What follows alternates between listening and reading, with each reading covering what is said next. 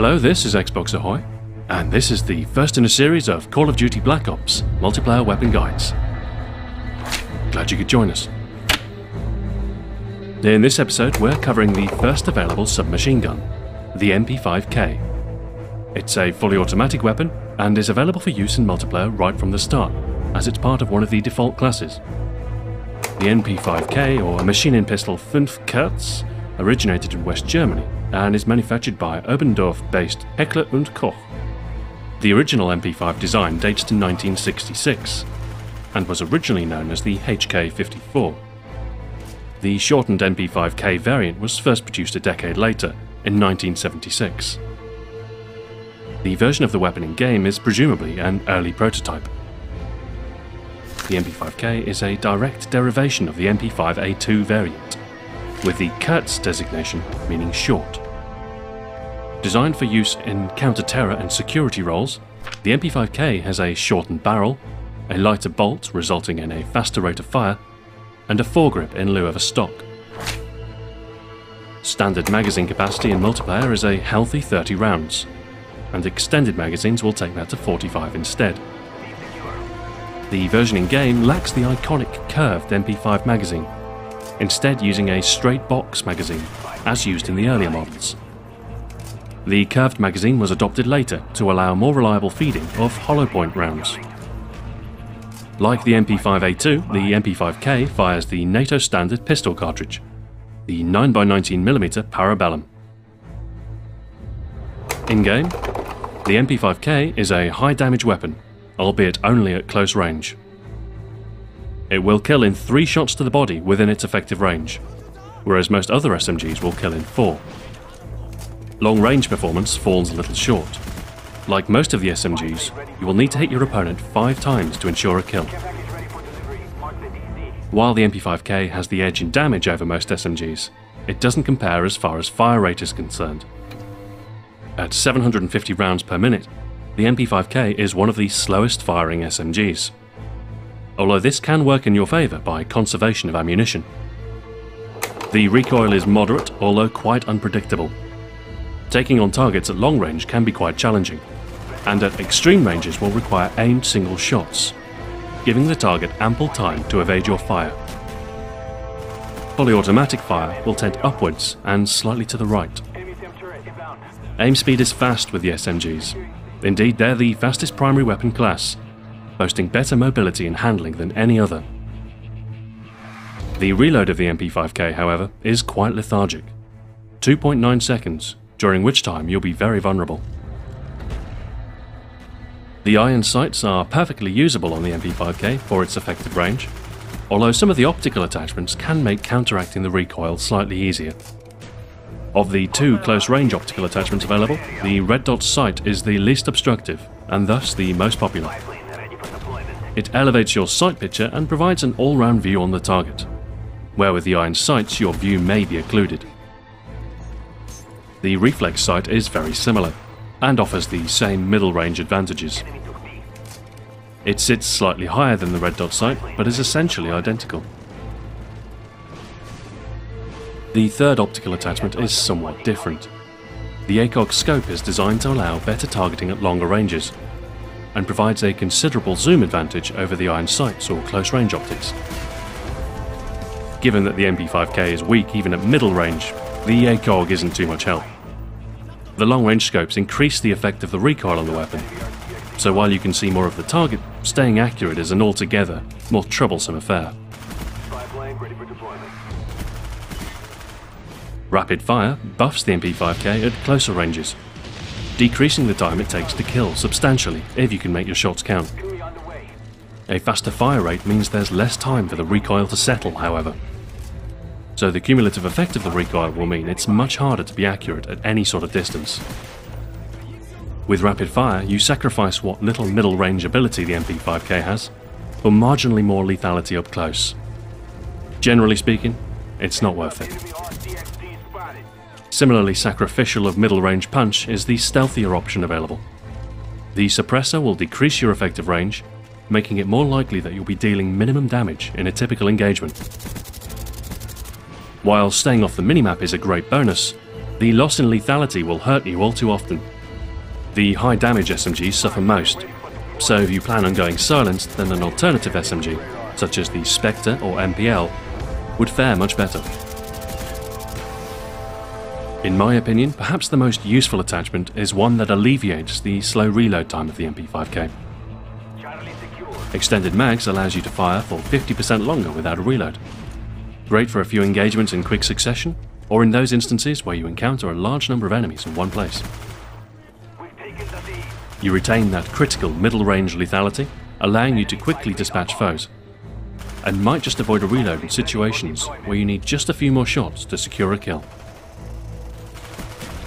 The red dot sight would be my second choice, as it does make a slight difference to your ability to adjust your aim and stay on target.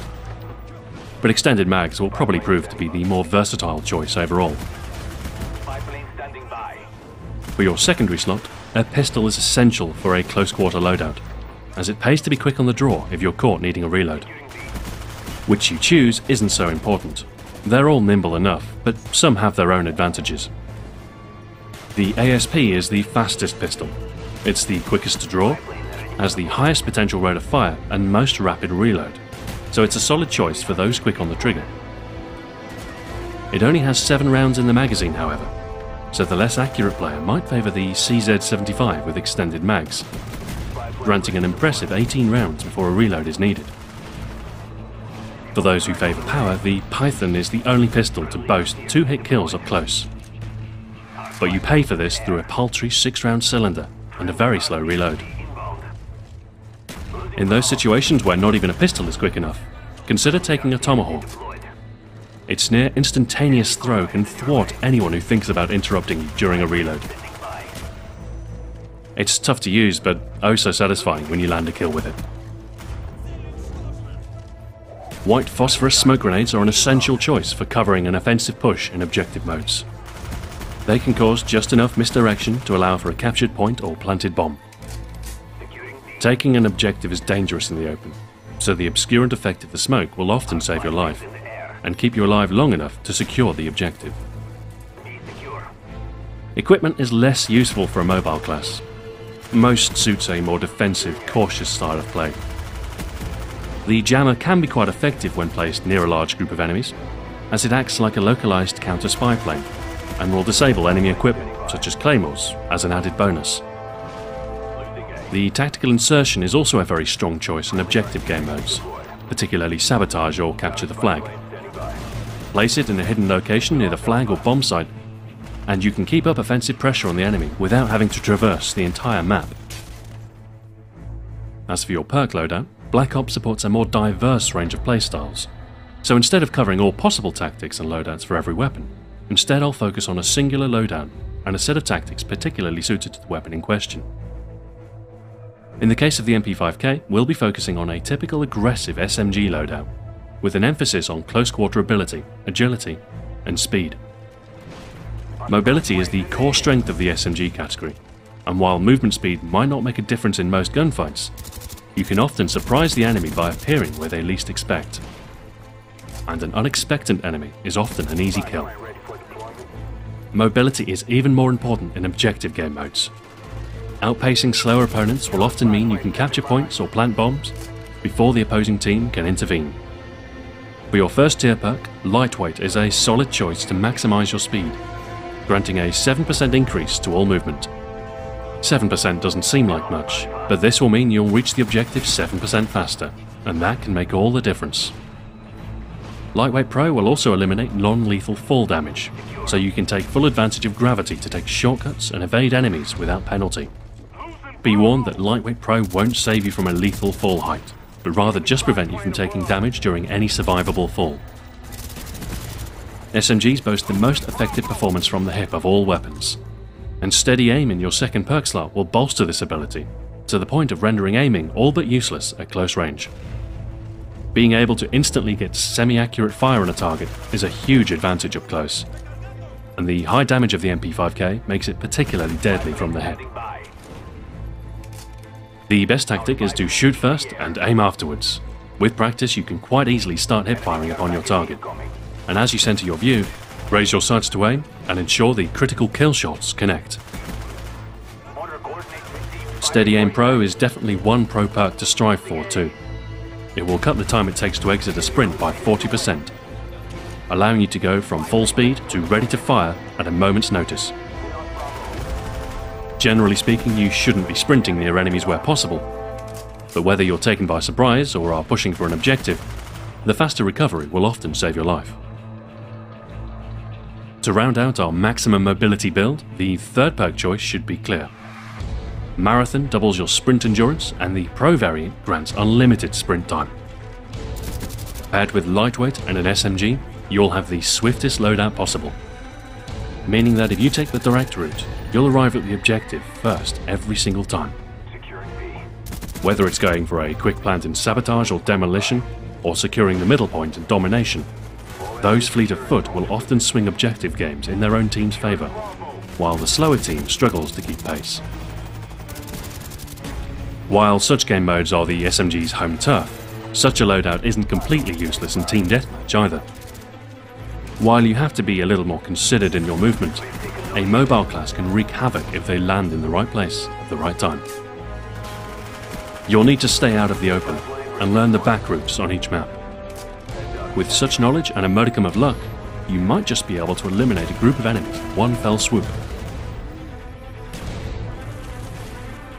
Overall, the mp5K excels in close quarter battle. Within effective range, the high damage will quickly quash those who stand against you, and the hipfire spread of SMGs means you don't always have to aim to be effective. Couple the good close range performance with the high mobility and full walk speed while aiming down the sights, and you've got a great weapon for capturing objectives and clearing out defenders. You won't fare so well outside of close range engagements, however.